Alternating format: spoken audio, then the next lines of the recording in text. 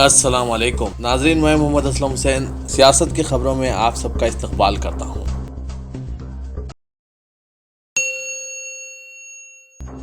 کرناٹک میں حکومت کی تشکیل کو لے کر جے ڈی ایس اور کانگریس کے درمیان تبادلہ خیال جاری ہے۔ ذرائع کے مطابق دونوں پارٹیوں میں وزارتوں کی تقسیم پر غور و خوض کیا گیا۔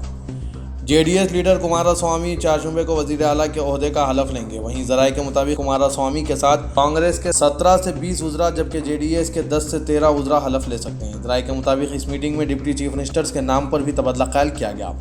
انہوں نے بتایا کہ ریاست میں 2 وزراء اعلیٰ بنائے جا سکتے ہیں۔ کانگریس کی طرف سے ریاستی صدر جی پرمیشور کے علاوہ ریاست میں گزشتہ دنوں ہوئی سیاسی رسا کشی کے دوران ڈی کے شیو کمار کا نام اس عہدے کے لیے آگے بڑھایا جا رہا ہے۔ وہیں جے ڈی ایس کسی مسلمان کو نائب وزیر اعلیٰ بنانا چاہ رہی ہے۔ پیٹرول ڈیزل کی قیمتوں میں گزشتہ 4 ہفتوں میں سب سے زیادہ اضافہ دیکھنے کو ملا ہے۔ اتوار کو پیٹرول کی قیمت 76 روپے 24 پیسے فی لیٹر تک پہنچ گئی، وہیں ڈیزل کی قیمت 66 روپے 57 پیسے فی لیٹر تک پہنچ گئی۔ اس طرح دہلی میں اتوار کو اب تک کا سب سے مہنگا پیٹرول فروخت ہوا۔ پیٹرول کی قیمتوں نے دہلی میں مہنگائی کے ریکارڈ توڑ دیے ہیں۔ اس سے پہلے 14 سپٹمبر 2013 کو یہاں پیٹرول کی قیمت 76 روپے 6 پیسے تھی، جو اب تک کی سب سے زیادہ قیمت تھی۔ تیل کمپنیوں کی طرف سے جاری کیے گئے پرائس نوٹیفیکیشن کے مطابق دہلی میں اتوار کو پیٹرول کی قیمت میں 33 پیسے فی لیٹر کے حساب سے اضافہ ہوا۔ اتر پردیش حکومت کو اکثر کٹہرے میں کھڑا کرنے والے ریاست کے کابینی وزیر اور سہیل دیو بھارتیہ سماج پارٹی کے صدر اوم پرکاش راجبھر نے ایک دیگر متنازع بیان میں آج کہا کہ 100 کروڑ ہندوستانیوں کے خون میں بدعنوانی نے اپنی جڑیں گہرائی تک جما رکھی ہیں اور اس کے خلاف لڑائی لڑنا آسان نہیں ہے۔ کابینی وزیر نے آج میڈیا سے کہا کہ بدعنوانی لوگوں کے خون میں رچ بس چکی ہے اور اس کے خلاف لڑائی آسان نہیں ہے۔ وزیر اعظم نریندر مودی کے پارلیمانی حلقے وارانسی میں حالیہ فلائی اوور کا بیم گرنے کا ذکر کرتے ہوئے راجبھر نے کہا کہ معاشرے سے بدعنوانی کو پوری طرح ختم کرنے میں وقت لگے گا۔ کل ہند مسلم پرسنل لاء بورڈ نے آج ایک بیان میں کہا کہ بورڈ کا ایک وفد پیر کو لاء کمیشن آف انڈیا نئی دہلی کے صدر نشین جسٹس بلبیر سنگھ چوہان سے ملاقات کرے گا۔ یہ وفد بورڈ کے نائب صدر مولانا سید جلال الدین عمری کی زیر قیادت میں لاء کمیشن کے دفتر واقع لوک نائک بھون خان مارکیٹ میں کمیشن کے چیئرمین سے ملاقات کرے گا اور یکساں سول کوڈ کے مسئلے پر تبادلہ خیال کرے گا۔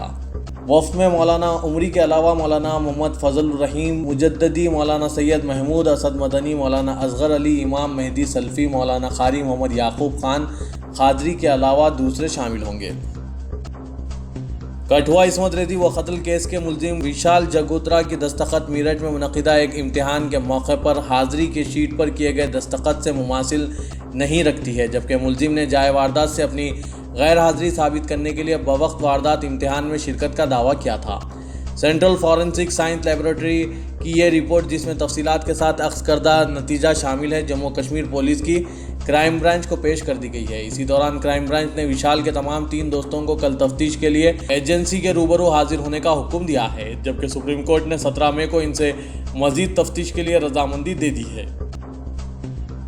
مدھیہ پردیش کے ستنا ضلع میں ہجومی تشدد کے ایک کربناک واقعے میں گائے کے نام پر ایک 45 سالہ شخص کو پیٹ کر مار دیا گیا، جبکہ اس کا ساتھی 35 سالہ شکیل اسپتال میں موت کے عالم میں ہے۔ پولیس نے اس سلسلے میں 4 افراد کو گرفتار کیا ہے۔ جمعرات اور جمعے کی درمیانی شب انجام دی گئی اس واردات کے تعلق سے superintendent of police Rajesh hunger نے بتایا کہ ملزمین کو اطلاع ملی کہ انجر گاؤں کے جنگل میں کچھ لوگ گائے کاٹ رہے ہیں، جس پر وہ وہاں پہنچے اور انہوں نے ایک شخص کو پیٹ کر مار دیا۔ جاں بحق ہونے والے کی شناخت 45 سالہ سراج کے طور پر ہوئی۔ پولیس کے sub divisional officer Arvind Tiwari نے دعویٰ کیا ہے کہ انہوں نے جنگل سے گوشت اور ذبح کیے ہوئے بیل کے باقیات برآمد کیے ہیں۔ انہوں نے بتایا کہ ابتدائی جانچ میں پتہ چلا ہے کہ مہلوک اور زخمی کو حملہ آوروں نے لاٹھیوں سے پیٹا ہے۔ حادثے کی اطلاع ملتے ہی پولیس جائے واردات پر پہنچی اور دونوں کو فوری طور پر اسپتال منتقل کیا، جہاں ریاض کو ڈاکٹروں نے مردہ قرار دیا، البتہ شکیل کو اسپتال میں داخل کیا گیا ہے۔ وشو ہندو پریشد لیڈر سادھوی سرسوتی نے آج کہا کہ گوکشی کو روکنے کے لیے مرکز کو ایک ایسا قانون بنانا چاہیے جس میں سزائے عمر قید کی گنجائش فراہم کی جائے۔ سادھوی نے جو سناتن دھرم پر 4 سیوا سمیتی کی صدر ہیں کہا کہ بعض ریاستوں نے اگرچہ گوکشی کو روکنے قانون سازی کی ہے، ایک ایسا قانون وضع کیا جانا چاہیے اور قومی سطح پر اس پر مناسب عمل آوری ہونی چاہیے۔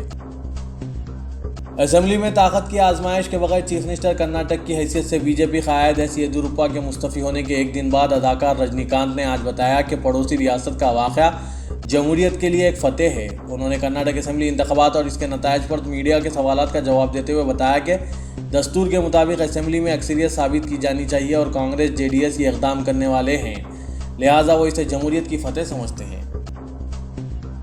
متحدہ عرب امارات نے سرمایہ کاروں اور خصوصی پروفیشنلز کے لیے 2 نئے ویزے کا اعلان کیا ہے۔ شیخ محمد بن راشد ال مکتوم نائب صدر اور وزیر اعظم و دبئی کے حکمران کی زیر قیادت منعقدہ اجلاس میں وزارتی کونسل نے عالمی کارپوریٹ سرمایہ کاروں کے لیے 10 سال کے رہائشی ویزا جاری کرنے کا اعلان کیا۔ ان کے علاوہ وہ خصوصی ماہرین جیسے ڈاکٹرز، انجینئرز کے لیے بھی 10 سال خصوصی رہائشی ویزا دیا جائے گا۔ اس کے علاوہ ان کے ارکان خاندان کو بھی ویزا کی سہولت حاصل رہے گی۔ اس کے ساتھ ساتھ A گریڈ طلباء کے لیے بھی ویزا ہوگا۔ سرمایہ کاری کا ویزا 100% طور پر بیرونی ملکیت والی کمپنیوں کو دیا جائے گا۔ عدالتی دستاویزات کے مطابق ٹیکساس کے سانٹا فے اسکول میں جمعے کو فائرنگ کر کے 10 افراد کو ہلاک کرنے والے ملزم نے پولیس کو بتایا ہے کہ اس نے بعض طلباء کو اس لیے چھوڑ دیا کہ وہ اس کی کہانی سنا سکیں۔ ٹیکساس کی ایک عدالت میں 10 افراد کے قتل کا مقدمہ شروع ہو گیا ہے۔ عدالت میں پیش کیے جانے والے ایک حلف نامے کے مطابق 17 سالہ ہوگورٹس اپنے خاموش رہنے کے حق سے دستبردار ہو گئے اور تسلیم کیا کہ انہوں نے متعدد لوگوں کو گولیاں ماری ہے۔ انسانی حقوق کی بین الاقوامی تنظیموں نے سعودی حکومت کے ان اقدامات کی مذمت کی ہے جن کے تحت اس ملک میں خواتین کے حقوق کے لیے سرگرم 7 سرکردہ خواتین کارکنوں کو گرفتار کر لیا گیا ہے۔ خواتین کے حقوق کے لیے سرگرم جن 7 سرکردہ خواتین کو گزشتہ ہفتے گرفتار کیا گیا ہے وہ سعودی عرب میں خواتین کے ڈرائیونگ کرنے کے حق میں بھی اپنی آواز بلند کرتی رہی ہے۔ ایمنسٹی انٹرنیشنل اور ہیومن رائٹس واچ نے سعودی حکام سے ان خواتین رہائی کا مطالبہ کیا ہے۔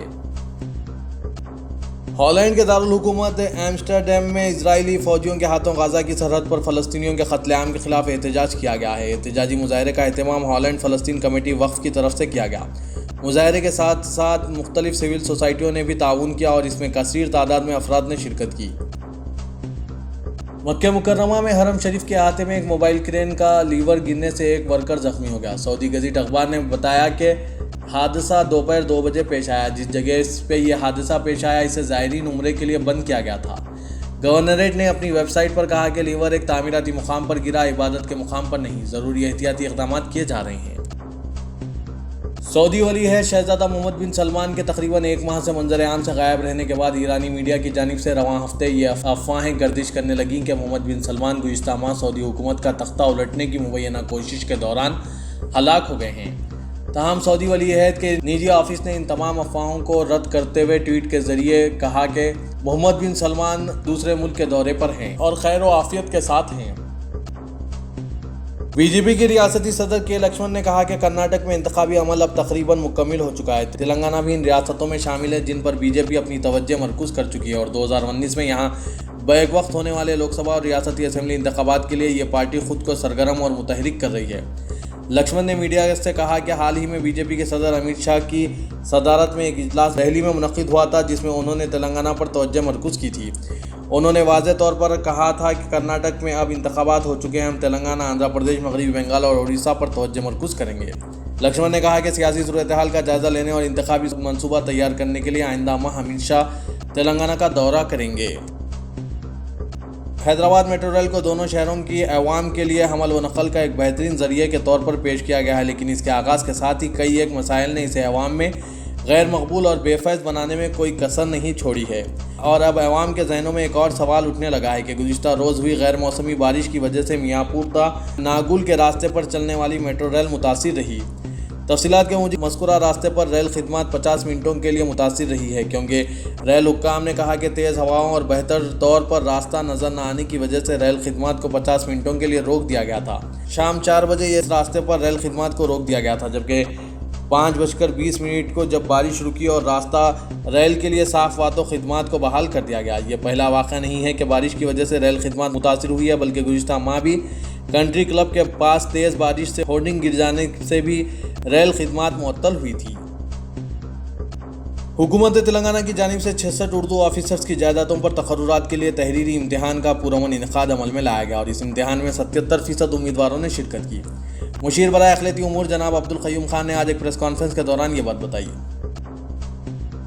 दिल्ली डेयरडेविल्स ने टॉस जीतकर पहले बैटिंग करते हुए मुंबई इंडियंस को इंडियन प्रीमियर लीग के 55वें मैच में 11 रन से शिकस्त दे दी। अमित मिश्रा को मैन ऑफ द मैच का अवार्ड दिया गया। दिल्ली ने टॉस जीतकर पहले बैटिंग करते हुए 4 विकेट्स के नुकसान से 174 रन बनाते हुए मुंबई की पूरी टीम को 163 पर आउट करते हुए कामयाबी को अपने खाते में दर्ज कर लिया। इस तरह वो अपने 14वें लीग मैचेस की तकमील में 5 में कामयाबी के जरिए 10 पॉइंट्स के साथ आज भी आखिरी मुकाम पर है, जबकि मुंबई इंडियंस ने भी ओपनिंग मैचेस खेलते हुए 6 में कामयाबी के जरिए 12 मुकाम पर खड़ी हुई है। इस शिकस्त के साथ वो टूर्नामेंट से खारिज हो गई।